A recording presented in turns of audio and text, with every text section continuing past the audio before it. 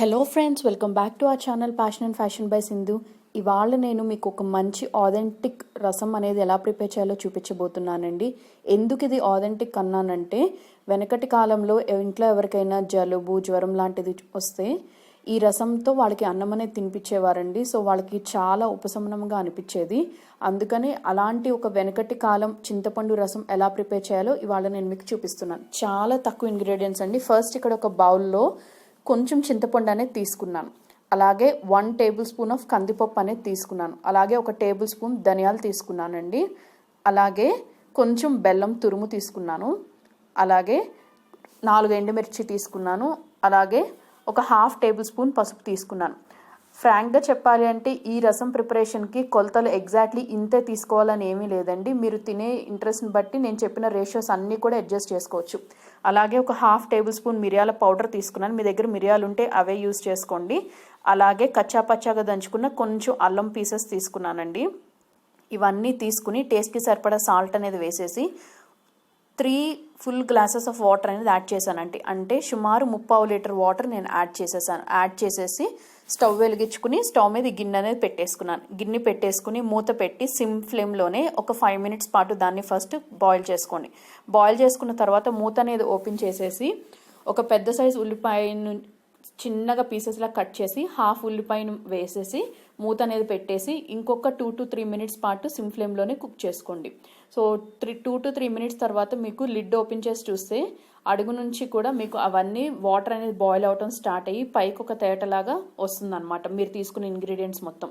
So ఆ స్టేజ్లో ఏం చేస్తారంటే మూత అనేది రిమూవ్ చేసి పక్కన పెట్టేసి ఫ్లేమ్ని మీడియంలోకి అడ్జస్ట్ చేసుకుని ఈ రసంని బాగా మసల కాగనివ్వండి. అంటే అది కిందకి పైకి బాగా రోలింగ్ బాయిలింగ్ అవుతూ బాగా హీట్ అవుతూ ఉండాలన్నమాట. ఈ రసంకి మనకి ఎంత బాగా రోలింగ్ బాయిలింగ్ అయితే అంత రుచి అనేది గుర్తుపెట్టుకోండి.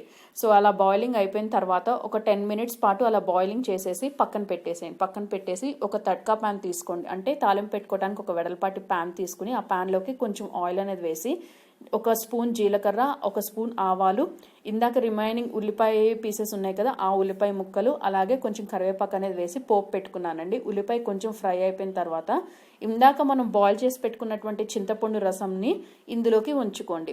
సో మనకి అంతా కూడా బాగా ఉడికిపోయి ఉంటాయి కాబట్టి మీరు తీసుకున్న కందిపప్పు, ధనియాలు, ఎండుమిర్చి, ఉల్లిపాయ అంతా కూడా అడుక్కుండిపోయి ఓన్లీ రసం మాత్రమే మనకి ఈ పోపు పెట్టుకున్న కడాయిలోకి పడిపోతుంది. సో ఇప్పుడు ఇందులో రిమైనింగ్ దీని అంతటి కూడా మనం గెరిటతో మెదుపుకుంటే దానిలో నుంచి కూడా ఇంకా ఎక్స్ట్రా రసం అనేది వస్తుందండి. ఇన్ కేస్ మీకు గెరిటతో కుదరకపోతే కొంచెం చన్నీళ్ళనే యాడ్ చేసుకుని లేదా కొంచెం నార్మల్ రూమ్ టెంపరేచర్ ఉన్న వాటర్ అనేది యాడ్ చేసుకుని చేత్తో మీరు బాగా పిండుతూ ఉన్న దాని నుంచి కూడా చాలా జ్యూస్ అనేది ఎక్స్ట్రాక్ట్ అవుతుందండి. మీకు అలా కూడా కష్టం అని అనుకుంటే బిగినర్స్ ఏం చేయొచ్చు అంటే ఇంకొక చిన్న గిన్నె తీసుకుని దాని మీద టీ స్ట్రైనర్ పెట్టుకుని దాని నుండి ఆ పల్ప్ నుంచి కొంచెం కొంచెం అనేది దీనిలోకి టీ స్ట్రైనర్లోకి పెట్టుకుని హ్యాండ్స్తో పిండుతూ ఉంటే ప్యూరీ లాగా అంటే లిక్విడ్ ఫామ్ అనేది కిందకి దిగిపోతుంది. సో నేను ప్రిపేర్ చేసుకున్న ఈ చింతపండు రసంకి నాకు టోటల్గా లెఫ్ట్ ఓవర్ పిప్ అనేది అంత వచ్చిందండి. దాన్ని నేను పడేస్తున్నాను.